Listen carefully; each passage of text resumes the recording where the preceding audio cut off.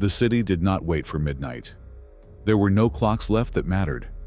Electricity had been gone for weeks, and even if the hands were still moving somewhere behind frozen glass, no one was watching them.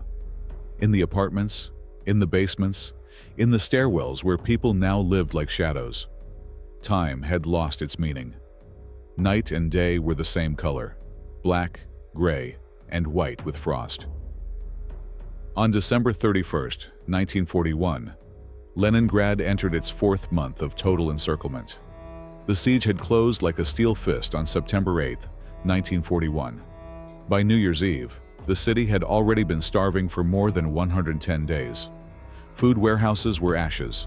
Rail lines were cut. The Neva was frozen solid. But the road of life across Lake Ladoga was still unreliable, barely functioning under constant bombardment. What reached the city was not enough, not even close. By the end of December, official bread rations had reached their lowest point in the entire history of the blockade. Workers, 250 grams per day. Children, dependents, the elderly, 125 grams per day. 125 grams. Not bread as it had once been understood. Not flour, yeast, warmth. What people received was a gray-brown slab made from anything that could be ground and baked. Flour dust scraped from factory floors, cellulose, malt residue, oil cake, sometimes sawdust. The bread smelled sour and tasted bitter. It crumbled like chalk in frozen fingers. It did not satisfy hunger. It only postponed death. By December 1941, hunger was no longer pain. Pain requires energy. Hunger had become silence. The temperature that night dropped below 30 degrees, 22 degrees.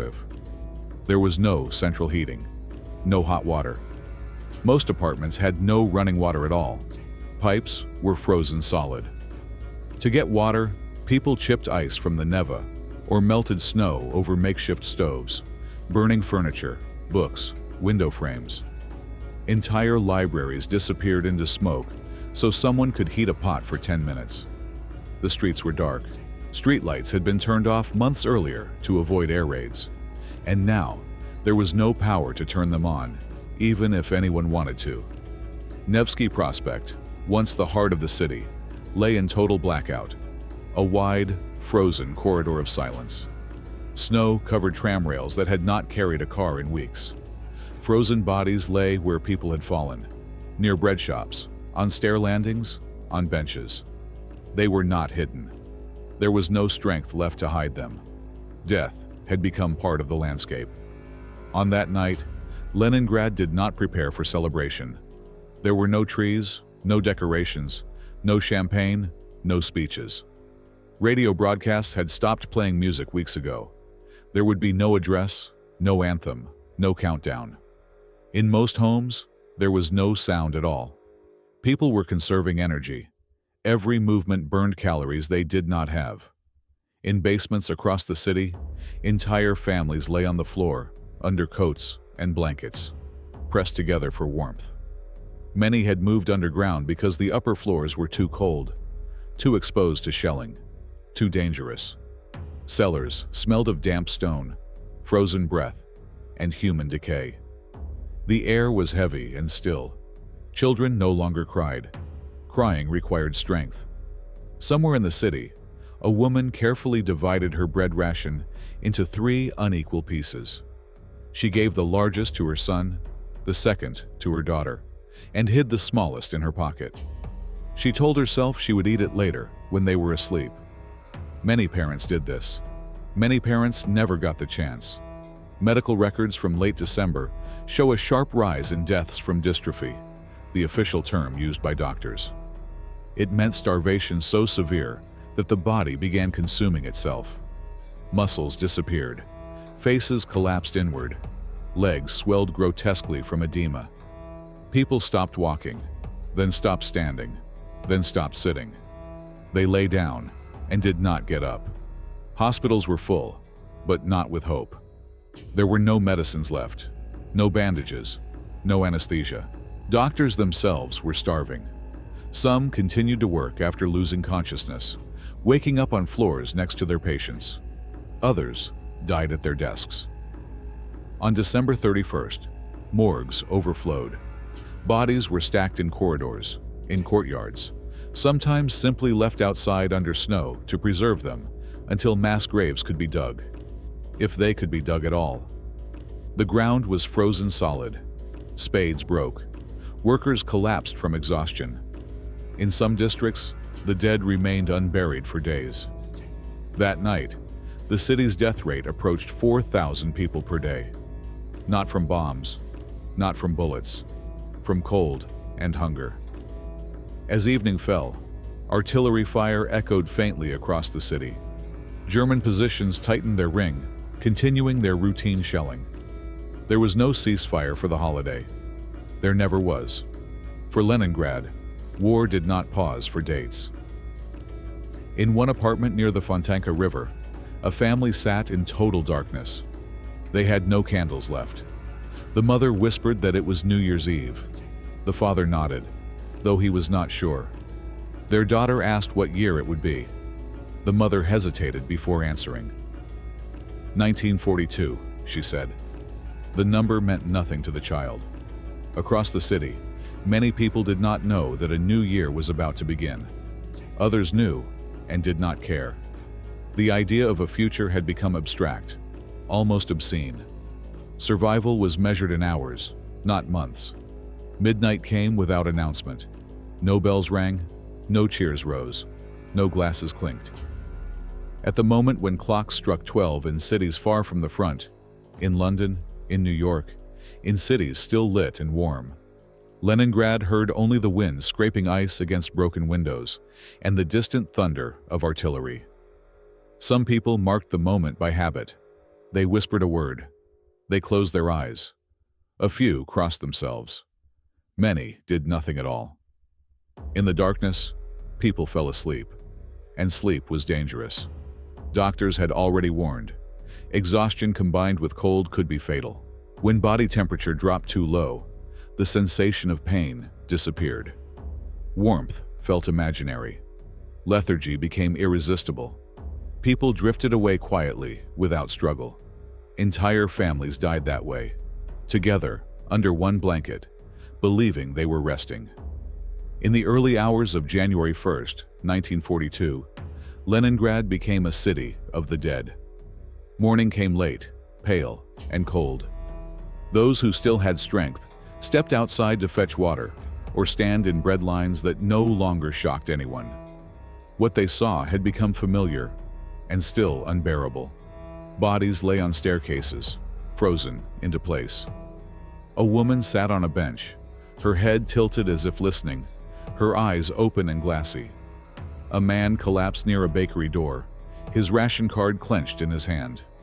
Children lay beside adults, indistinguishable under snow. No one screamed. Screaming required energy. Municipal records later noted a spike in deaths on January 1st, 3rd, 1942, one of the highest of the entire blockade. The new year had not brought renewal. It had brought confirmation. This was not a temporary crisis. This was not a passing winter. This was extermination by starvation. And yet, some survived. They stepped over the bodies. They stood in line. They swallowed their bread slowly, reverently, knowing it was the only thing keeping them alive. They did not celebrate survival. There was no joy in it. There was only endurance. For Leningrad, the year 1942 did not begin with hope. It began with silence, frost, and the knowledge that the city had entered the deadliest chapter of its existence, and that the worst was still ahead. The new year had arrived, and thousands would never live to see another. By the time the new year arrived, the winter had already won. The cold did not come suddenly. It crept into Leningrad the way hunger had, gradually, then completely. In October, people still believed they could endure it. In November, they stopped believing. By December, belief itself had become a luxury the body could no longer afford. Meteorological records show that December 1941 was one of the coldest in decades. Temperatures repeatedly dropped below 25 degrees C, 13 degrees, sometimes reaching 32 degrees, 26 degrees at night. But numbers meant little to those living inside the freeze. Cold was not a statistic. It was a constant physical presence. It lived in walls, floors, lungs. It gnawed. Central heating failed across most of the city by late autumn. Power stations lacked fuel. Pipes burst and froze. Radiators became useless. Metal ribs bolted to walls. People tried insulating rooms with carpets, mattresses, wardrobes, anything that could slow the cold. It did not help. Apartments turned into iceboxes. In many homes, the temperature indoors dropped below freezing. Water froze in glasses.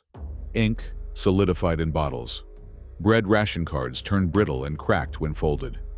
People slept fully dressed, layered in everything they owned, their breath forming white clouds in the darkness. The city's infrastructure collapsed in stages, each one quieter than the last. First, public transport stopped. Trams froze in place along their routes, abandoned where they stood. Then sewage systems failed. Toilets stopped working. Waste froze in pipes. People carried chamber pots down frozen staircases, slipping, falling, sometimes not getting back up. Finally, the city's rhythm disappeared. There were no rush hours, no crowds, no voices raised in anger or laughter. Leningrad became slow, then still. Food distribution continued, on paper. In reality, the system barely functioned. Bread factories worked intermittently, plagued by power outages and lack of raw materials. Long before December, flour had run out.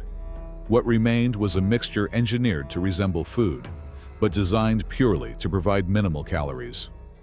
Bakers added cellulose, bran, ground straw, malt residue, even wallpaper paste.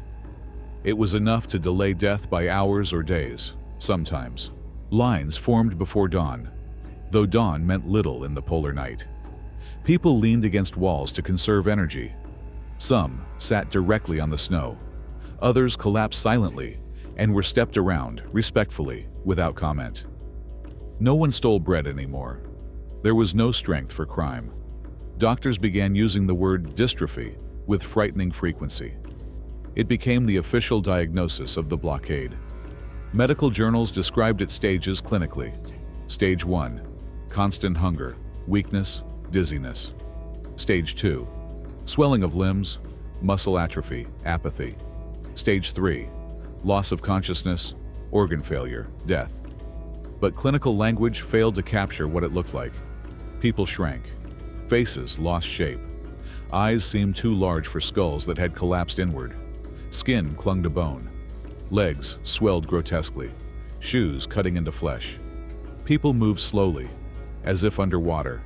Some stopped moving at all. Hospitals filled with these bodies. By December, even hospitals were no longer places of recovery. They were shelters where people went to die under supervision.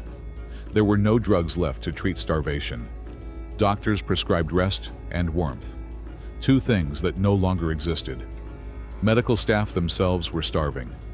Archival records note cases of surgeons fainting during operations, nurses collapsing while changing dressings, doctors dying at their desks with patient charts unfinished beneath their hands. The Hippocratic Oath did not include instructions for how to save lives when food itself had disappeared. In some wards, patients lay fully clothed under coats, blankets, anything that could be found.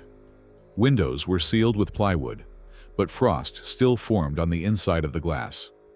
Breath condensed into ice crystals that sparkled briefly in the weak daylight. Outside, burial teams could not keep up. The city recorded tens of thousands of deaths in December alone. Exact numbers vary by district, but the trend was unmistakable. Mortality skyrocketed as temperatures fell.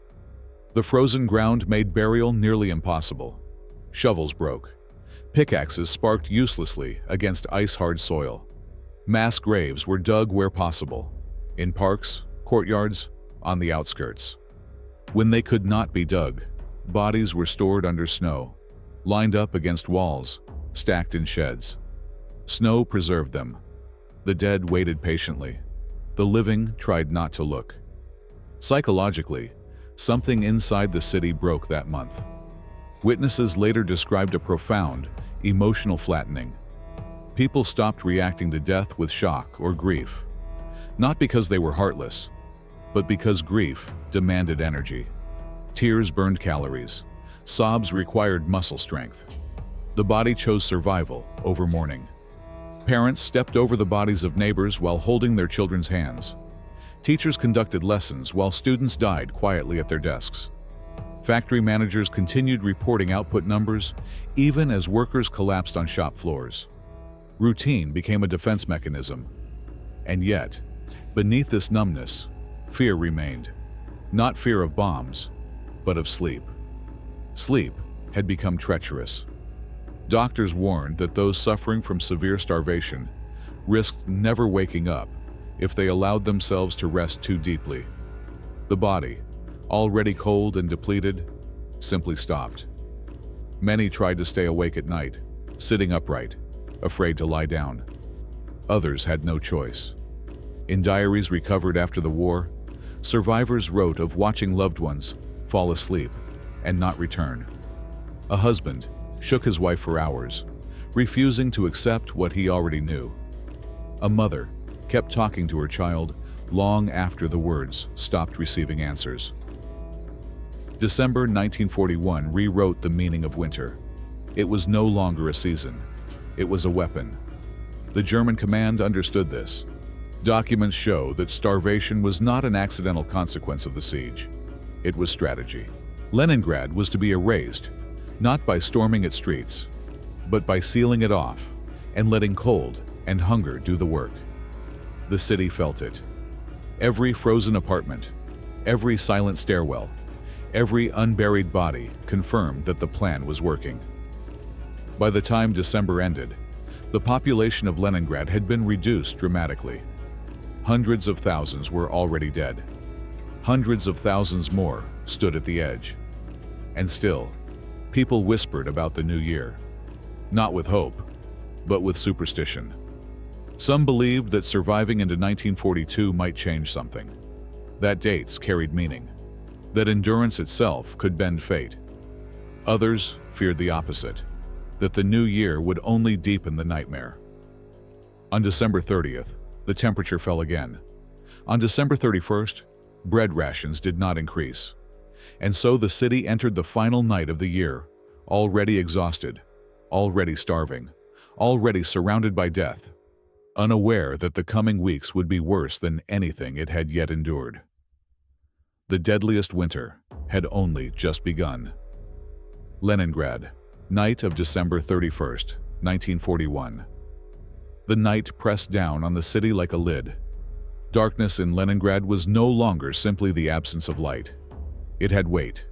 It filled rooms and stairwells, settled into corners, crept under doors. Without electricity, without candles, without kerosene, darkness became a physical condition. Something people adapted to, navigated by memory rather than sight. On the final night of 1941, most of the city was underground. Cellars, basements, boiler rooms, laundry spaces, anywhere below street level where walls were thicker and wind less cruel. People moved downward not only to escape shells, but to escape the cold. Even a few degrees mattered now. Even the illusion of shelter mattered. In one basement on Vasilyevsky Island, 3 families shared a space once meant for coal storage. The coal had been burned weeks earlier. Now the room was empty except for bodies, living ones, lying side by side on the stone floor. Coats were layered over coats. Scarves wrapped faces until only eyes showed. Breath condensed in the air, forming a low fog that never fully cleared. No one spoke above a whisper. Words felt inappropriate, almost dangerous, as if sound itself could shatter the fragile balance keeping them alive. Someone said it was New Year's Eve. The statement did not invite response. It simply hovered, then dissolved. In another district, a man tried to remember how many New Years he had lived through. He counted silently, lost track, stopped. The effort was exhausting. Thinking had become labor. For weeks, people had been preparing for this night out of habit rather than anticipation. In normal years, December 31st meant tables covered in food, radio music, laughter spilling from open doors. Now, preparation meant something else entirely. It meant not eating the bread ration too early. Some saved it for midnight, believing the symbolism mattered. Others feared that eating it too late might mean not waking up at all. Parents debated quietly whether to give children their bread before sleep or hold it back for morning. There was no right choice. Every choice carried risk. In many cellars, people marked the passing hours by artillery. German shelling followed patterns. Experienced ears could distinguish distant batteries from closer fire. The sound rolled across the city in dull waves, sometimes punctuated by sharper explosions when shells landed nearby. Buildings shuddered. Dust fell from ceilings. Snow sifted down stairwells like ash. Each explosion reminded those underground that the city was still under attack, even on the last night of the year. There was no ceasefire. At some point before midnight, exhaustion claimed most of the living. Hunger had stripped bodies of resistance. People drifted into half-sleep, heads resting on bundles, shoulders, knees. Sleep came not as relief, but as surrender. Doctors had warned against it, but warnings required listeners who still had strength. As midnight approached, a few attempted ritual. A woman crossed herself slowly, the movement barely perceptible under layers of clothing. A man murmured the words of a toast he could no longer remember fully. Someone else whispered a name, perhaps a loved one lost earlier that winter. There was no countdown. No one knew exactly when the year changed. In some cellars, someone guessed the moment and said, "It's 12." The words passed without reaction. In others, midnight arrived unnoticed, slipping into the room as quietly as death itself. Above ground, the city lay motionless. Nevsky Prospect was empty, its vast width swallowed by darkness.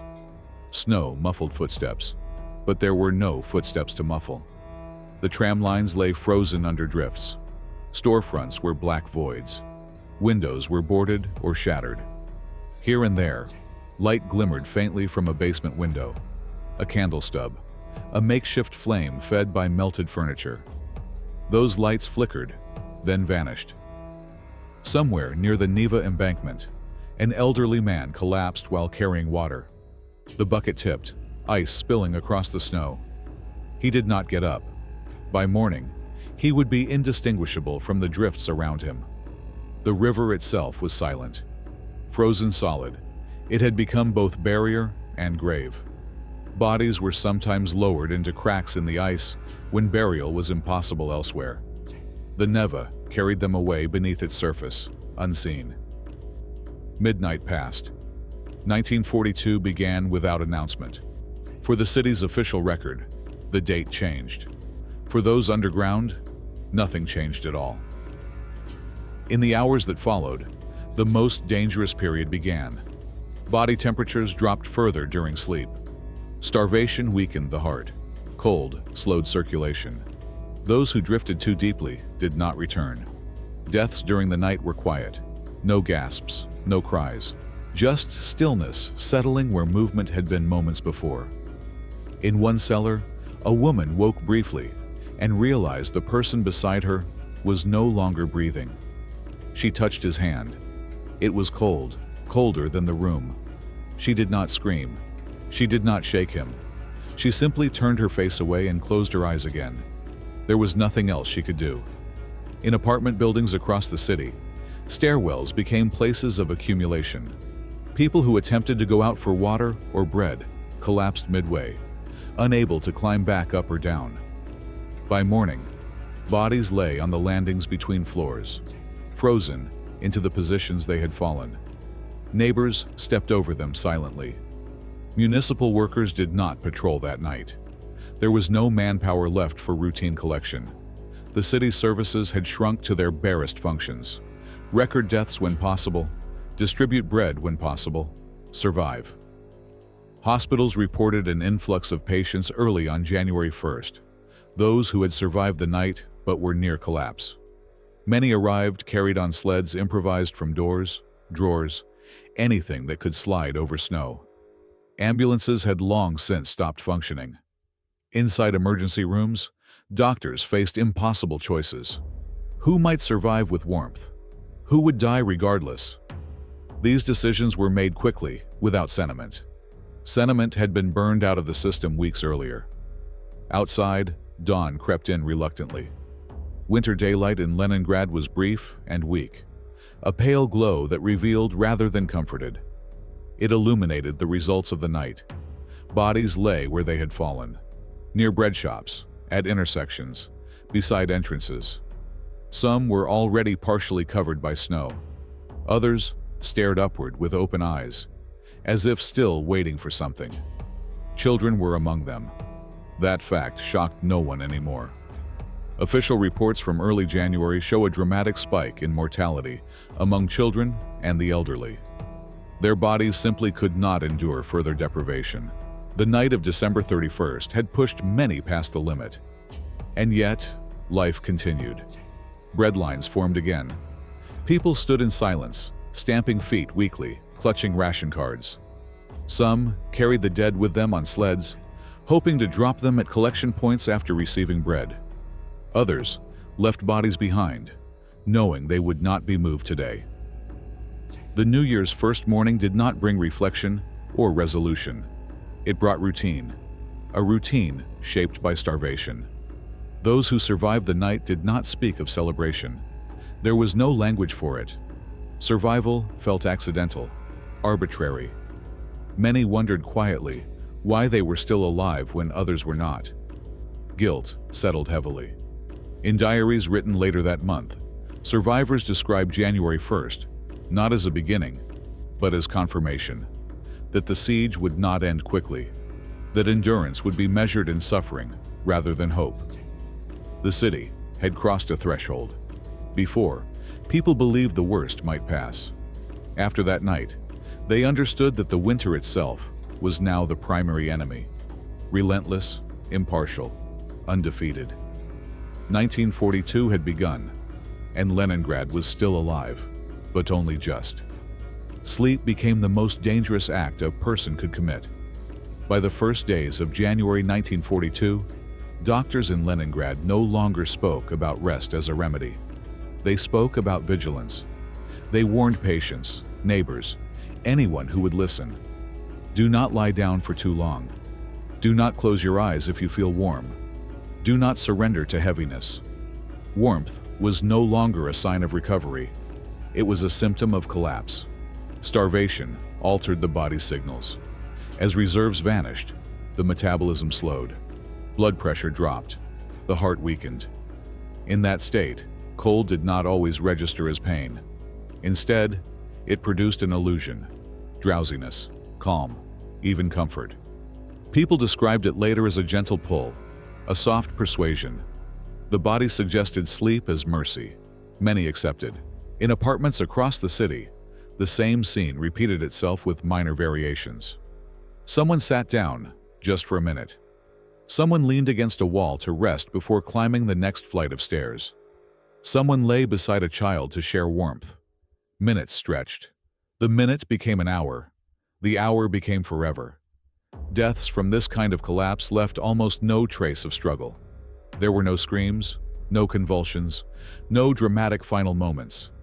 The body simply stopped maintaining itself. Breathing slowed. The heart lost rhythm. In the cold, death arrived quietly and efficiently. Medical staff recorded these deaths as sudden cardiac failure due to dystrophy. The phrasing concealed more than it revealed. It did not convey the stillness, the ordinariness, the way life ended in the middle of a gesture. On January 1st, stairwells filled.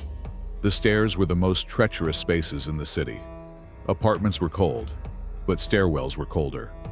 Windows were often shattered. Doors stood open. Wind funneled through vertical shafts of concrete and stone. Climbing stairs required energy few possessed. People collapsed between floors.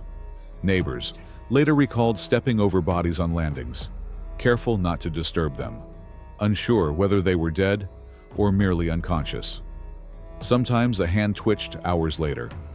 Sometimes it never did. There were no blankets to spare. Families kept their dead close. In many apartments, bodies remained for days, not out of sentiment, but necessity. Carrying a body down multiple flights of stairs required strength that did not exist. Burial teams were overwhelmed. The ground was frozen. Even if one managed to reach a collection point, there was no guarantee the body would be taken. So the dead stayed where they were. Children slept beside mothers who did not wake. Husbands shared beds with wives who had grown rigid overnight. In the mornings, survivors rearranged coats and blankets to cover faces, not for dignity, but to make the room feel less crowded by absence. The city did not recoil from death anymore. It adapted to it. By January 2nd, the pattern was unmistakable. Mortality reports showed spikes during night hours, especially among those already weakened by weeks of starvation. Doctors noted that many patients arrived alive but unresponsive, their bodies too depleted to recover even with warmth. Hospitals became sorting rooms. Those who could still sit up were directed to one side. Those who could not were placed near walls, where they would not block movement. Nurses learned to recognize the signs: grayish skin tone, shallow breathing, pupils unreactive to light. They learned not to linger. Compassion was rationed like everything else. Outside, the city's geography changed. Parks became cemeteries. Courtyards became storage grounds for the dead. Streets acquired landmarks not of buildings, but of bodies.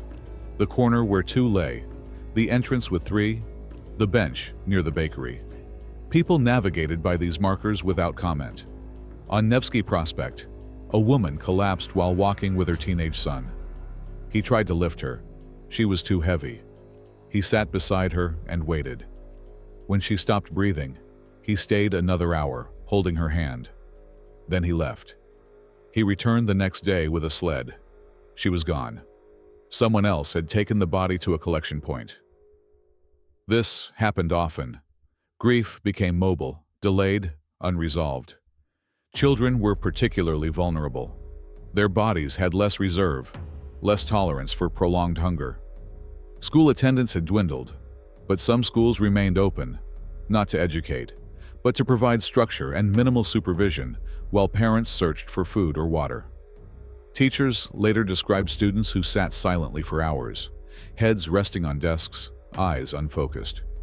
Some did not respond when spoken to. Some never stood up again. Deaths in classrooms were recorded with a clinical precision that barely concealed horror. Student lost consciousness. Resuscitation unsuccessful. There was no resuscitation equipment. At home, parents faced impossible decisions. Should they keep children awake at night, forcing them to move, to talk, to resist sleep? Or should they allow rest and hope the body would endure? Both choices carried guilt. In one diary entry, dated January 2nd, a mother wrote that she shook her son every hour throughout the night, whispering his name, making him answer. At dawn, he finally stopped responding. She sat beside him until evening, unable to leave. In another, a father admitted he let his daughter sleep because she looked peaceful. He never forgave himself. The cold tightened. January temperatures did not rise. If anything, the wind intensified, driving snow into buildings through cracks and broken windows. Ice formed on interior walls. Beds froze to floors. Clothing stiffened overnight. People burned the last remnants of their lives. Furniture went first, then picture frames, then books. Entire family libraries disappeared into stoves that barely produced warmth. The smoke smelled of ink and glue. Ash settled everywhere. Even so, warmth was fleeting. The illusion of comfort returned just before death. Doctors described it as a terminal calm. Patients reported feeling strangely light, detached from hunger, from pain. Some smiled faintly. Others spoke of memories unrelated to the present. Summer evenings, childhood meals, sounds of water. These moments were often misinterpreted as improvement. They were not. They were the body letting go. By January 3rd, the scale of loss became undeniable, even to those who had tried to remain detached. Municipal services recorded thousands of deaths per day. The numbers were incomplete. Many deaths went unregistered for weeks. The city's population was collapsing inward. And yet, there was no panic. Panic required energy. Instead, Leningrad moved through these days with a slow, collective resignation. People performed essential tasks with mechanical focus. Stand in line, carry water, eat bread, sleep lightly, wake if possible. Those who survived learned new rules. Do not lie down fully clothed. It encouraged deeper sleep. Do not eat bread all at once. The body crashed afterward. Do not be alone if you can help it. Community became survival, stripped of warmth, but not of necessity. Neighbors checked on each other not out of kindness, but practicality. Someone who died unnoticed became an obstacle in shared space. Someone who lived another day could fetch water, stand in line, carry news. Life narrowed to function. The phrase, "fell asleep," entered common use. It replaced "died." People said it softly without emphasis. He fell asleep. She fell asleep last night.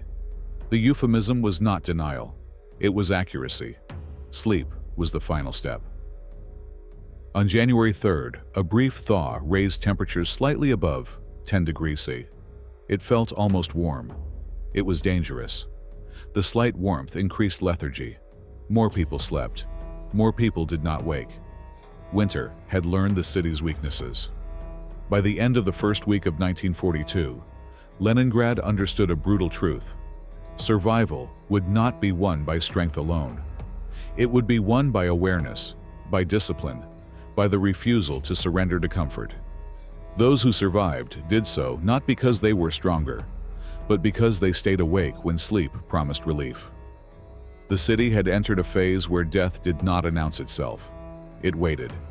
And it waited patiently for the moment when someone, somewhere, finally closed their eyes. Morning arrived without relief. It crept into the city reluctantly, a thin gray light that did not warm or comfort. Dawn in early January lasted only a few hours, and even then it felt unfinished. More like a pause in darkness than a true beginning of day. The sky hung low over Leningrad, heavy with cloud and smoke, pressing the city down as if to keep it still. Those who survived the night emerged slowly. They stepped out of basements, cellars, stairwells, moving with caution, testing their balance as if unsure whether the ground would support them. Every movement was deliberate, every breath visible. The city exhaled frost.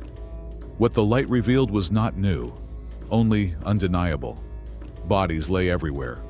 They were at doorways and on stair landings, near bread shops and water pumps, beside benches and tram stops. Some lay face down, arms stretched forward as if still trying to move. Others rested against walls, heads tilted, expressions calm. Snow had partially covered many of them, softening outlines, making death appear almost gentle. It was not gentle. The city's sanitation services no longer attempted to remove bodies immediately. There were too many. Trucks lacked fuel. Horses had been eaten months earlier. Sleds were scarce, and those who could pull them were already near collapse. So the dead remained. Residents learned to walk around them. On Nevsky Prospect, the vast central artery of the city, silence reigned. The boulevard that once pulsed with life was now an open, frozen corridor, marked by still forms at irregular intervals. People navigated by memory. The bakery, with two bodies by the door. The corner, where someone always lay. These markers replaced street signs. No one stopped. Stopping meant burning calories. Looking too long meant recognition. Recognition meant grief. Breadlines formed as they always did. Even on New Year's Day, distribution points opened. Those supplies were erratic. People gathered hours in advance, leaning against walls, sitting directly on snow, careful not to waste strength. Some brought small stools, others leaned on each other, creating fragile human supports that swayed in the wind. Ration cards were clutched like passports. Losing one meant death. The queues moved slowly, interrupted by collapses. When someone fell, the line adjusted around the body. There were no arguments, no shouting. Only a brief pause, then movement resumed. Compassion took the form of not disturbing what could not be helped. Inside bakeries, workers operated in near darkness, their hands cracked and bleeding, faces gray with exhaustion. The bread they distributed was colder than the air, hard and dense. People broke off small pieces immediately, swallowing without chewing, afraid their strength might fail before they reached home. Many never made it back. Municipal records from January 1st to 3 show mortality rates among the highest of the entire siege. Exact figures vary, but historians estimate between 10,000 and 15,000 deaths in the first days of 1942 alone, with January 1st marking a particularly severe spike. These numbers do not include unregistered deaths. Those who died alone, unnoticed, later found frozen in apartments or stairwells. Hospitals were overwhelmed beyond capacity. Emergency rooms received waves of patients, those who had survived the night but were close to collapse. They arrived on sleds, doors used as stretchers, sometimes carried on shoulders. Many were unconscious. Others drifted in and out of awareness, murmuring incoherently. Doctors triaged ruthlessly. There was no time for sentiment. Those who showed any sign of responsiveness were placed closer to heat sources. Those who did not were moved aside. Nurses learned to identify the threshold, beyond which intervention was futile. This knowledge was not taught in textbooks. It was learned through repetition. Death certificates piled up, often filled out days later from memory.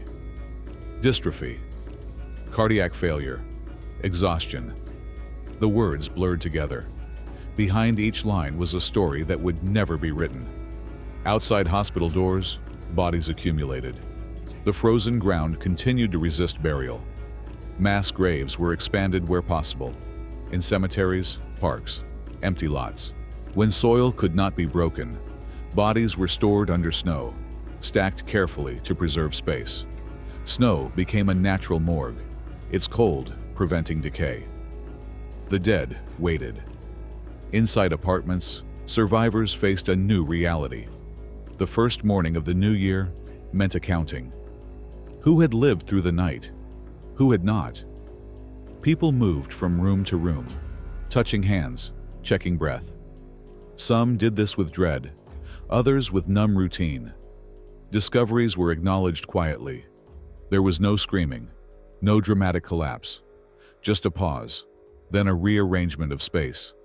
Living quarters became shared with the dead. In communal apartments, bodies were sometimes moved into hallways or kitchens to make room for the living. Doors were closed, curtains drawn.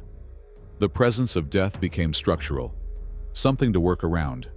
Children learned quickly. They stepped over bodies without comment. They stopped asking questions adults could not answer. Their voices dropped to whispers. Play disappeared. Childhood narrowed into obedience and stillness. Teachers who continued lessons after the holidays described classrooms transformed into shelters rather than places of learning. Lessons were shortened. Attendance was irregular. Some desks remained empty forever. When a student failed to arrive, there was no assumption of absence, only silence. The city's leadership understood the psychological danger as well as the physical one. Radio broadcasts urged citizens to persevere, to believe in eventual relief. But radios required electricity, and electricity was rare. Many never heard these messages. Instead, the city communicated through observation. Everyone saw the same things. Everyone understood the same truth. The new year had not reset anything. It had intensified everything. By January 2nd, Even the most resilient began to show signs of collapse. Swelling limbs, fainting spells, confusion. People lost track of days. Some asked repeatedly what year it was. The concept felt unreal. Time had become a threat rather than a measure.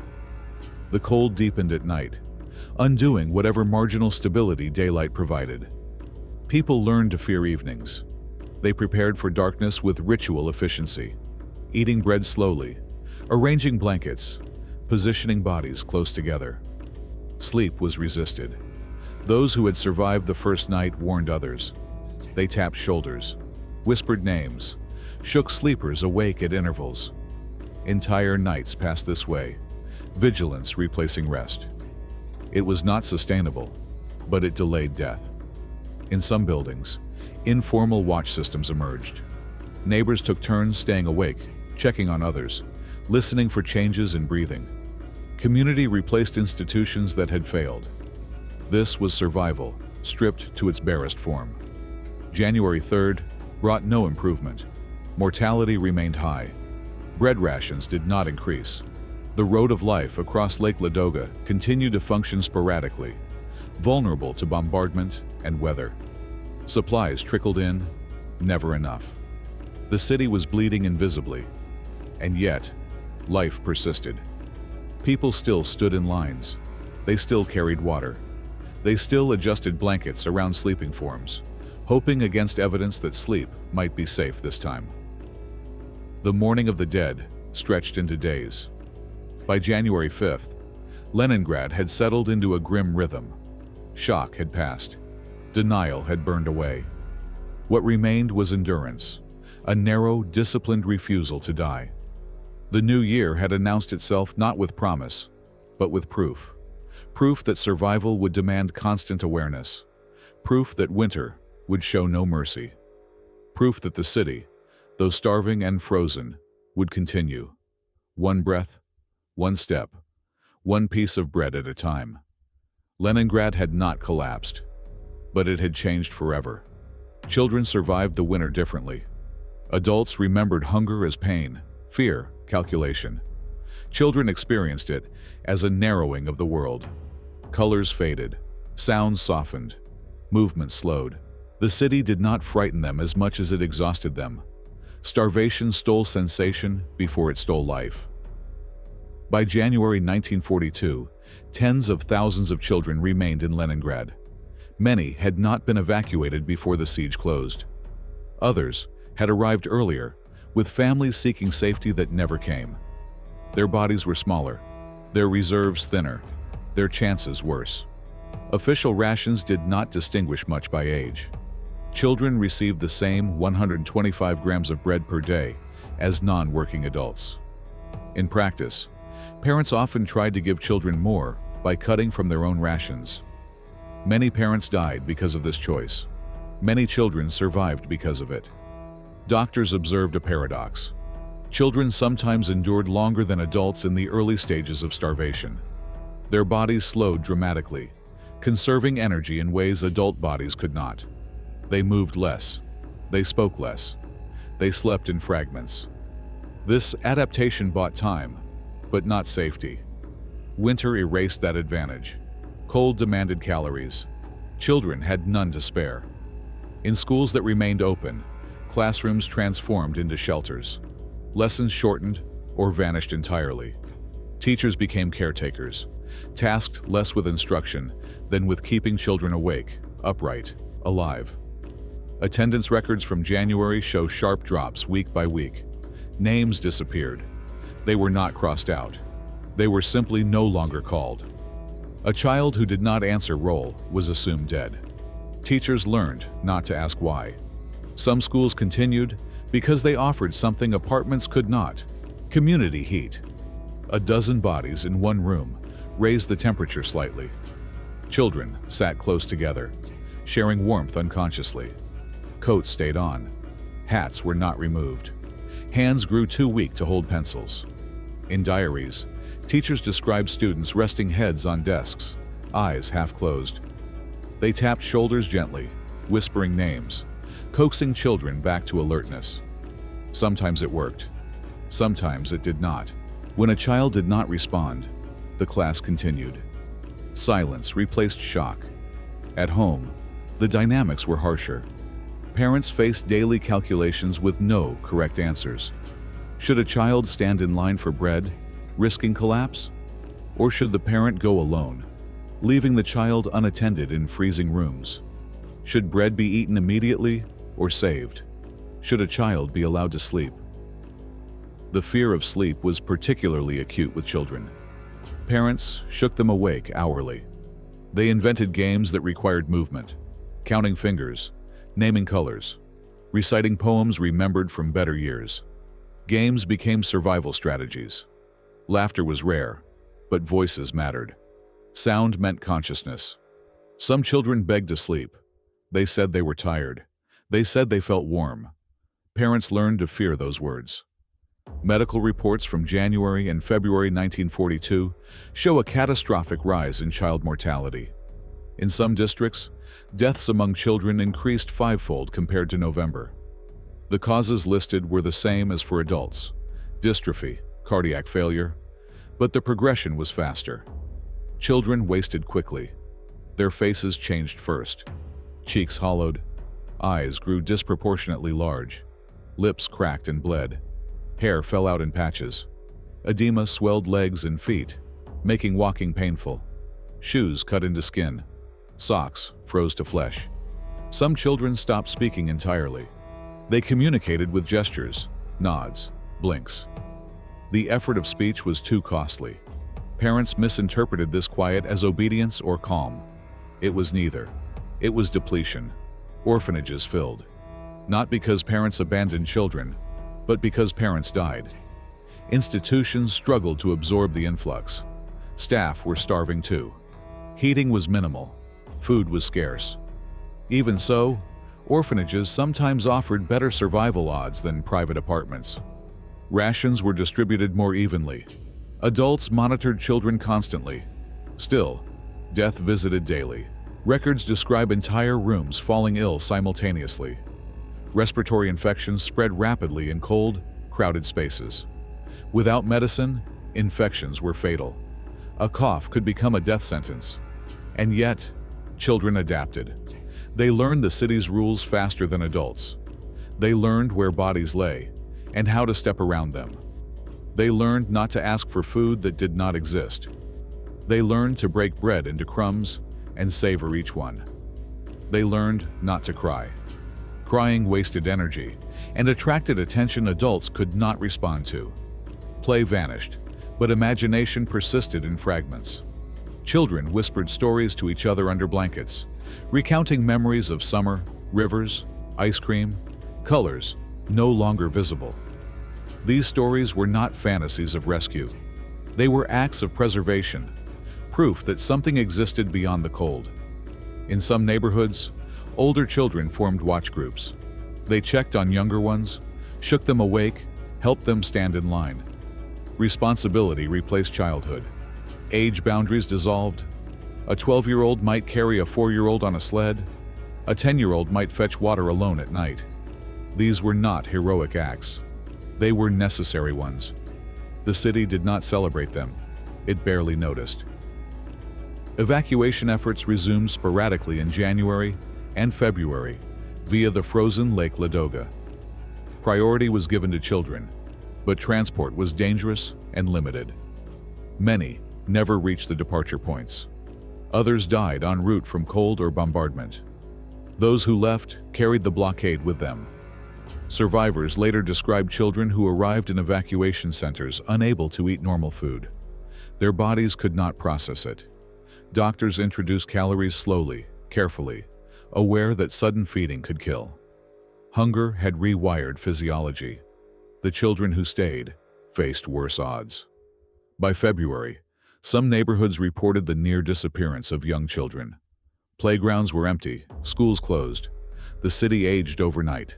Adults noticed the silence. The absence of children's voices became another marker of loss. It was not remarked upon openly. It did not need to be. The winter pressed on. By late February, temperatures fluctuated but remained deadly.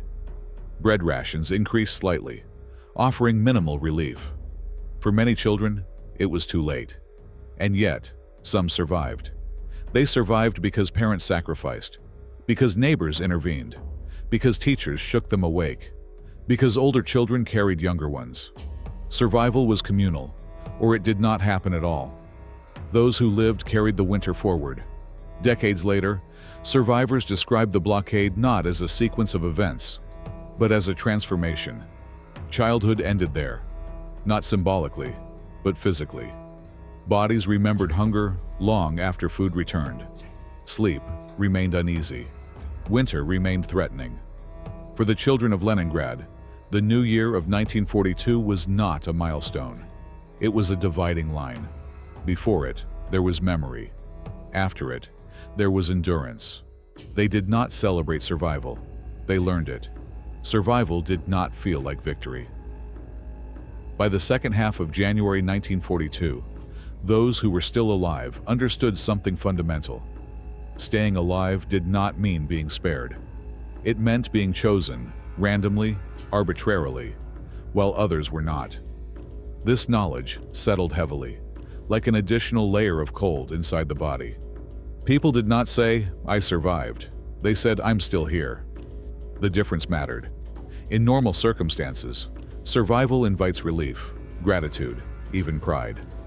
In Leningrad, it invited suspicion. Why me? Why not them? What did I do or fail to do that tipped the balance?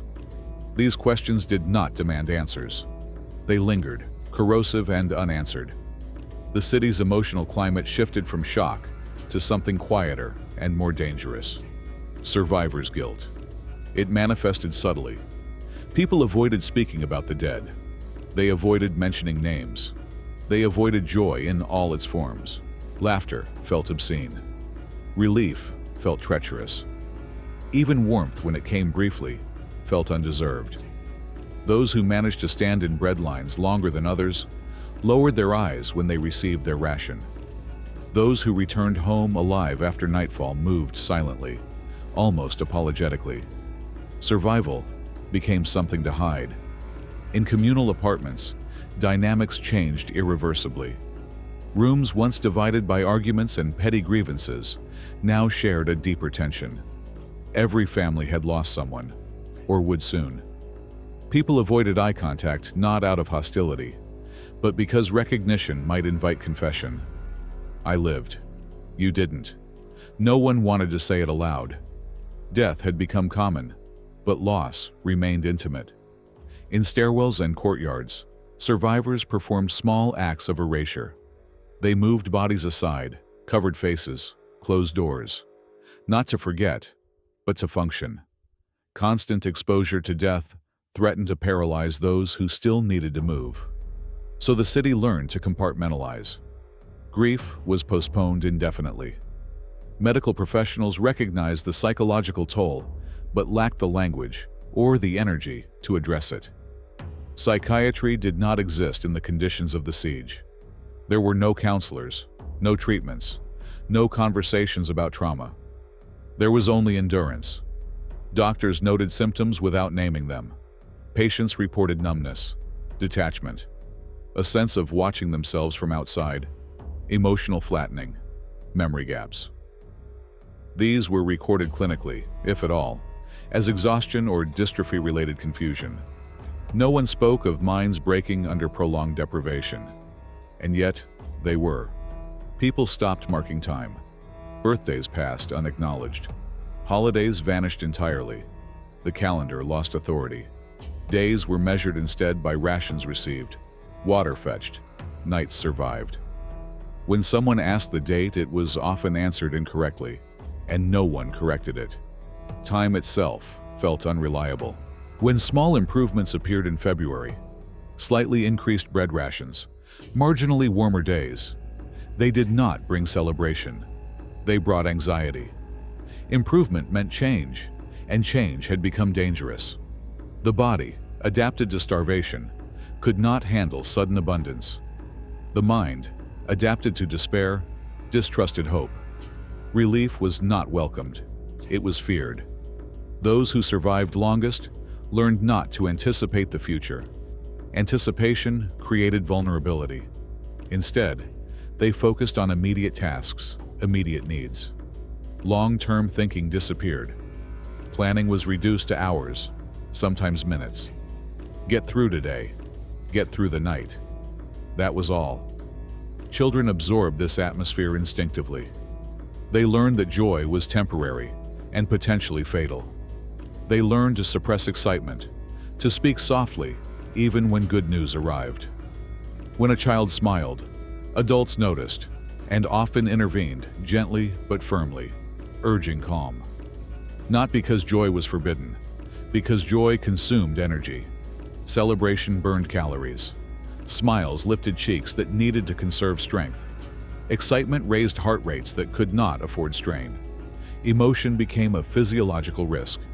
So the city learned emotional discipline. Survivors later described this period as a kind of emotional winter, layered over the physical one.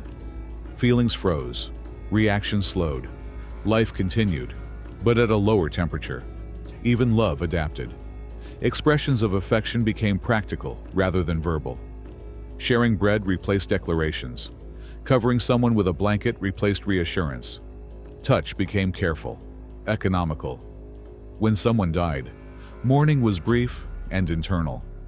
There were no funerals, no rituals, no collective grieving. The dead were removed quietly, efficiently, without ceremony. Survivors did not gather to remember them, not because they did not care, but because gathering required energy they did not have. Memory was postponed. Authorities, too, avoided the language of celebration. Official communications emphasized endurance, duty, inevitability. There was no rhetoric of triumph. Even propaganda avoided promises of imminent relief. The tone was sober, restrained, almost bleak. This restraint was deliberate. False hope could be lethal. People who believed relief was near might take risks, eat too much, sleep too deeply, relax vigilance. The city could not afford that. Survival required constant tension. By March, the worst of the winter began to recede slightly. Temperatures rose. Supply lines stabilized marginally. Mortality rates, though still catastrophic, began to plateau. Still, no one celebrated. Those who lived through the peak understood that survival was provisional. It could be revoked at any moment. Disease, infection, a missed ration, a single night of poor sleep. Any of these could undo months of endurance. The idea of making it felt unreal. Survivors described a persistent sense of waiting for correction, as if survival itself were a mistake that would soon be rectified. This expectation lingered long after the siege ended. Years later, survivors reported difficulty celebrating anything. Holidays felt hollow. Abundance felt threatening. Warmth felt suspicious. Many could not sleep deeply again. Many hoarded food long after scarcity ended. Many avoided waste with religious intensity.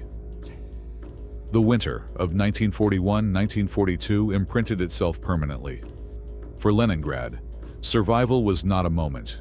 It was a condition. And conditions do not invite celebration. They demand maintenance. Those who survived did not feel lucky. They felt obligated. Obligated to remember. Obligated to endure. Obligated to justify their continued existence in a city that had buried so many. This obligation shaped the post-war identity of the city and its people. It informed silence, restraint, humility. It made boasting impossible. The new year had come and gone without joy, and when later New Year's arrived, years after the siege ended, many survivors marked them quietly, if at all. Fireworks startled. Music overwhelmed. Abundance felt excessive. They remembered a night when the year changed and nothing improved. They remembered learning that survival was not something to celebrate, but something to carry. History prefers clean endings. It likes dates circled in textbooks, lines drawn under chapters, the reassuring certainty that suffering can be neatly contained between a beginning and an end. The winter of 1941-1942 in Leningrad refuses that comfort. It does not conclude. It lingers, inside bodies, habits, silences. The year 1942 did not begin with resolutions or hope. It began with a count. Bodies counted in stairwells. Rations counted in grams.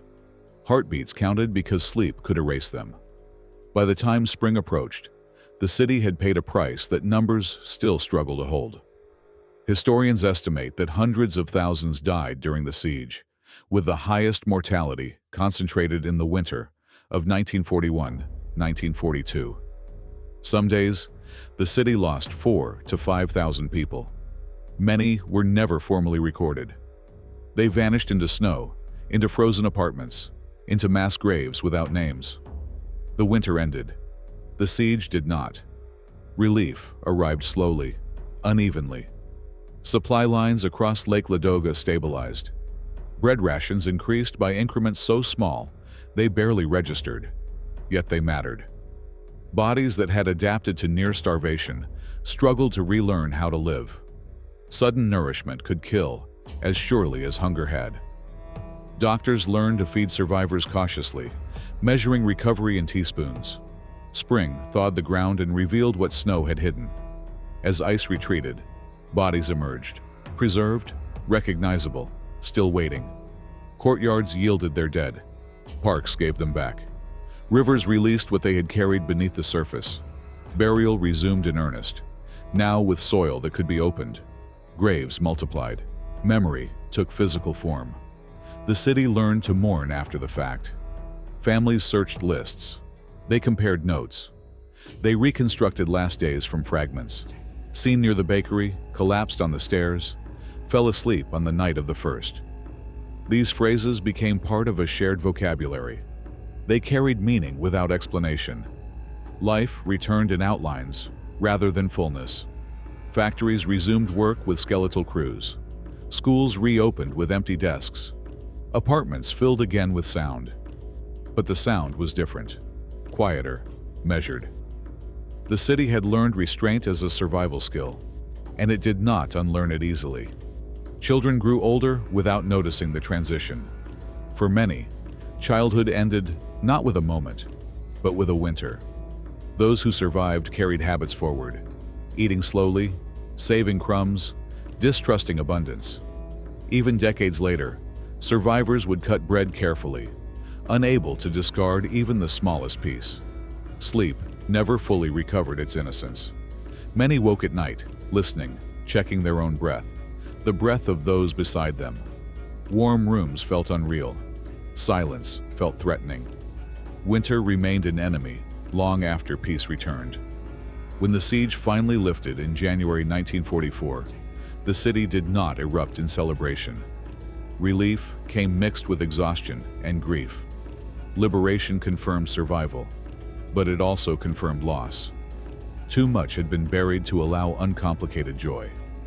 After the war, monuments rose. Cemeteries expanded. Names were carved. Dates were engraved. But the winter of 1941-1942 resisted full memorialization. How do you mark a season when death arrived quietly, in sleep, without spectacle?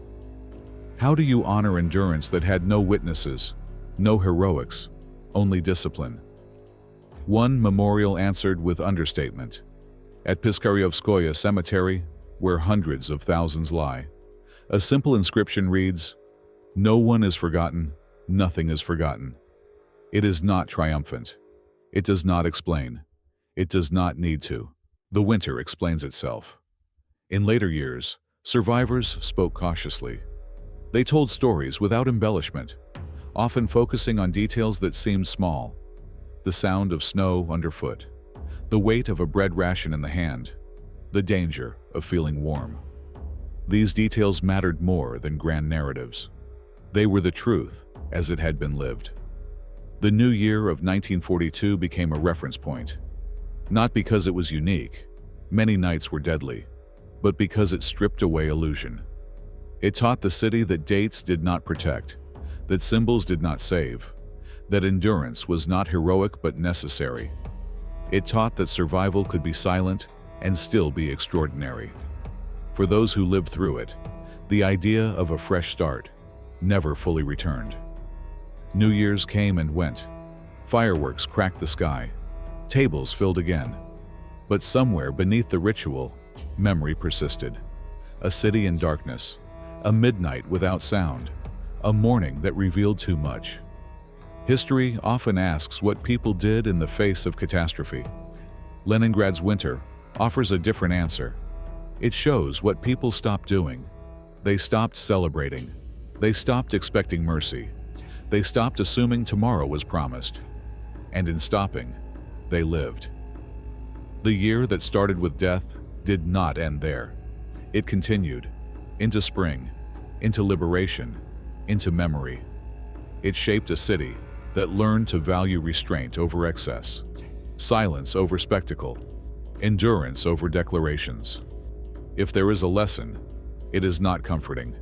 It is precise. Survival is not always loud.